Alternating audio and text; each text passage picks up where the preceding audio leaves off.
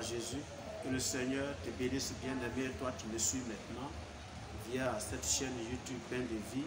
Que la grâce du Seigneur repose sur ta vie au nom de Jésus-Christ. Aujourd'hui, nous allons parler de quelque chose de très important dans la vie du croyant chrétien. Je vais parler de la nourriture qui donne la vie éternelle. Oui, bien-aimé, tu as bien entendu la nourriture. La nourriture, c'est quoi concrètement? La nourriture, c'est un aliment dont a besoin l'organisme pour son bien-être, pour son développement, pour sa croissance, pour sa santé. Alléluia. Et vous êtes sans ignorer que la nourriture, il y en a la nourriture de qualité, donc une bonne nourriture qui permet vraiment une bonne croissance équilibrée à un organisme, ou alors il y a la mauvaise nourriture qui est un poison pour l'organisme qui la consomme, parce que cette nourriture-là crée des maladies et crée même la mort. Alléluia. Et là, je parle de la nourriture qui donne la vie éternelle. La nourriture qui donne la vie éternelle. Or, nous savons que la nourriture, et comme je l'ai dit, donc c'est un aliment pour un organisme. Mais quand je parle de la vie éternelle ici, je vais faire donc allusion à l'âme de l'homme. L'âme de l'homme, c'est l'âme qui vit éternellement. Sinon, le corps qu'on nourrit avec la nourriture que nous connaissons, à savoir le riz, à savoir la tchéké, à savoir la banane, à savoir les fruits et autres, tout ça, ce corps-là, tout le monde sait qu'un jour, ce corps-là mourra et ce corps-là retournera à la poussière parce qu'il est poussière. Mais je vais parler de l'âme. L'âme de l'homme, c'est l'âme-là qui va vivre éternellement. Alléluia. Et selon l'état de santé de ton âme, alors soit tu iras auprès du Père Céleste ou alors tu iras dans la fournaise ardente. Alléluia. Et donc je vais lire un passage dans le livre de Jean 6, ici, à partir du verset 47. Et c'est une longue lecture. Je vais lire un peu, mais on va lire tout. Donc à partir du verset 47, il est dit: en vérité, je vous le dis, celui qui croit en moi a la vie éternelle. Je suis le pain de vie. Vos pères ont mangé la manne dans le désert et ils sont morts. C'est ici le pain qui descend du ciel, afin que celui qui en mange ne meure point. Je suis le pain vivant qui est descendu du ciel. Si quelqu'un mange de ce pain, il vivra éternellement. Et le pain que je donne, c'est ma chair que je donnerai pour la vie du monde. Là-dessus, donc, les Juifs disputaient entre eux, disant: comment peut-il nous donner sa chair à manger? Jésus leur dit: en vérité, je vous le dis, si vous ne mangez la chair du Fils de l'homme, et si vous ne buvez son sang, vous n'avez point la vie en vous-même. Celui qui mange ma chair et qui boit mon sang a la vie éternelle, et je le ressusciterai au dernier jour. Car ma chair est vraiment une nourriture, et mon sang est vraiment un breuvage. Celui qui mange ma chair et qui boit mon sang demeure en moi, et je demeure en lui. Alléluia. Donc voici un peu ce passage, c'est un passage délicat à accepter pour le commun des mortels. Et c'est ce qui s'est passé. Parce que quand les Juifs se disent: mais comment il va nous donner sa chair à manger? C'est une question qui est très importante. Alléluia. Mais ici, il faut dire que nous allons comprendre ce passage-là sur 3 points essentiels. Mais je vais beaucoup insister sur le 3e point, parce que c'est ça qui fait l'objet de mon message de ce jour. Le premier point, c'est que Jésus allait donc payer de sa vie pour sauver l'humanité, et son sang allait verser pour expier le péché de quiconque croit en lui. Alléluia. Donc premièrement, Jésus était en train de leur dire que lui va payer de sa vie. Donc il va mourir pour le salut de l'humanité, et que son sang allait essuyer, allait effacer, j'allais dire, le péché de quiconque allait placer sa foi en lui. Premièrement. Et deuxièmement, Jésus faisait ici allusion à cette cérémonie solennelle qu'il a laissée à l'église, la Sainte Seine, que nous prenons dans certaines communautés tous les dimanches. Il y a la Sainte Seine qu'on appelle la communion. Amen. On partage le pain, qui est le symbole du corps de Jésus-Christ. On boit le vin, qui est le symbole de son sang. Alléluia. Donc on peut comprendre aussi comme ça. Mais le 3e point auquel je vais vraiment insister, c'est que la Bible dit dans le livre de Jean 1 au verset 14, que Jésus-Christ est la parole de Dieu faite chair. Alléluia. Est la parole de Dieu faite chair. Donc quand Jésus dit qu'il est le pain de vie, il fait allusion ici à la parole de Dieu. C'est elle qui est la nourriture de l'âme. Alléluia. Le sang est donc cette boisson qui accompagne ce pain-là. Amen. Et quand nous lisons dans l'Ancien Testament, quand vous lisez dans Lévitique 17, vous allez voir cela, où le Seigneur vraiment enseigne. Et vous allez voir même au verset 11, il est dit que la vie, ça dit que la vie de l'âme, c'est le sang. Alléluia. C'est le sang de quelqu'un qui est la vie de son âme. Alléluia. Donc, on veut dire ici quoi? La parole de Dieu nourrit et donne la vie à l'âme éternellement. Alléluia. Qu'est-ce que je veux dire? Je veux dire que nous devons vraiment prendre plaisir à la parole de Dieu. Nous devons aimer la parole de Dieu. Nous devons étudier la parole de Dieu. Nous devons, c'est-à-dire, méditer la parole de Dieu chaque jour parce qu'elle est la nourriture de nos âmes. Et la parole de Dieu est tellement équilibrée qu'elle fait du bien à l'âme. Alléluia. Elle fait du bien à l'âme. Alléluia.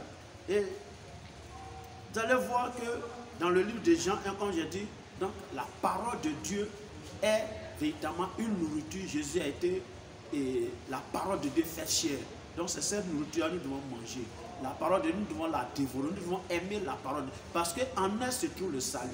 Quiconque lit la parole de Dieu, quiconque étudie la parole de Dieu, quiconque prend plaisir à la parole de Dieu, quiconque médite la parole de Dieu, cette parole a forcément un effet positif dans sa vie. Alléluia. Cette parole-là l'amène à une transformation, crée la foi en lui. Parce que si vous avez vu au verset, il dit, celui qui croit en moi a la vie éternelle. C'est la parole de Dieu là qui va amener la foi. Parce que la foi vient de ce qu'on entend, et ce qu'on entend, c'est la parole de Dieu. Alléluia.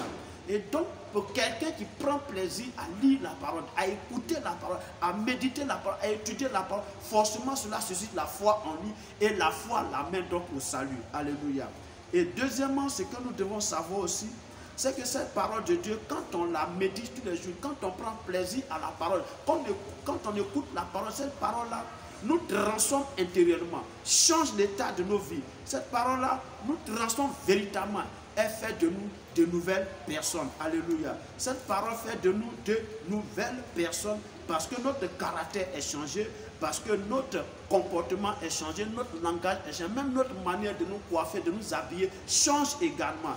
Et c'est ça. Et lorsque véritablement ton intérieur est propre, parce que l'âme elle est à l'intérieur de l'homme, l'âme c'est un peu notre caractère, c'est notre pensée, c'est nos émotions. Quand cela est nourri à la parole de Dieu, forcément, bien aimé, forcément, je le dis bien, forcément, il y a une transformation qui s'opère dans nos vies. Alléluia. Il y a une transformation qui se perd dans nos vies telle que sans pareil. Tu vas voir qu'il y aura une transformation radicale dans ta vie quand tu aimes la parole de Dieu. Et voilà ce que dit Pierre. Dans le livre de 1 Pierre, en son chapitre 2, les versets 2 et 3 dit: désirez comme des enfants nouveau-nés le lait spirituel et pur, afin que par lui vous croissiez pour le salut.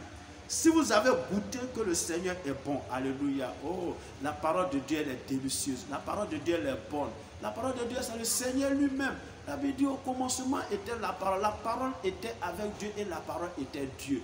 La parole là, c'est Dieu lui-même. C'est pourquoi, bien aimé, quand tu prends plaisir à la parole de Dieu, c'est comme si tu prenais plaisir à Dieu. Et forcément, Dieu intervient dans ta vie et Dieu va te transformer. C'est pourquoi on ne doit pas garder la parole de Dieu pour nous-mêmes.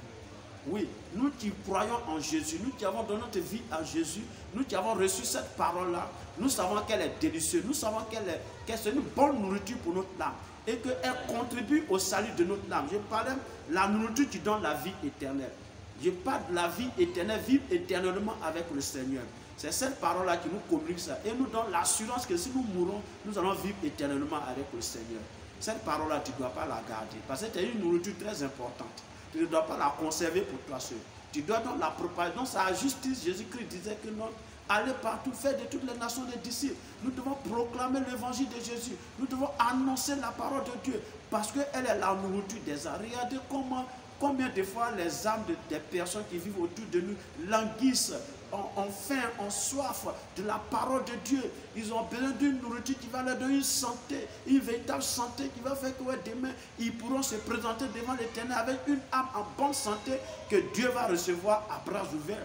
Mais quand ton âme se présente devant Dieu, chétive, malade, elle est utile pour l'enfer, elle n'est pas utile pour vivre dans le royaume de ceux où il n'y a pas de mots. Alléluia. Alors bien aimé, je vais t'exhorter à partager la parole de Dieu, à aimer la parole de Dieu, à désirer la parole de Dieu, à prendre plaisir à la parole de Dieu, parce qu'elle est la nourriture qui donne la vie éternelle. Si tu as aimé ce message, partage-le à toutes tes connaissances. Il ne faut pas garder la parole de Dieu pour toi seul. C'est une nourriture pour nos âmes. Il ne faut pas la garder pour toi seul. Et j'ai pris que le Seigneur t'accorde cette grâce. Non seulement toi-même à partager la parole de Dieu, mais à faire usage de cette chaîne, Pain de vie, pour véritablement proclamer l'évangile de Jésus-Christ. C'est un moyen, c'est un canal que Dieu a créé. C'est une grâce de Dieu que toi tu dois utiliser pour véhiculer cette parole-là, afin d'annoncer cette parole pour qu'elle soit entendue jusqu'aux extrémités de la terre. Parce qu'aujourd'hui, on n'a plus besoin de nous déplacer pour être vu ou pour être entendu.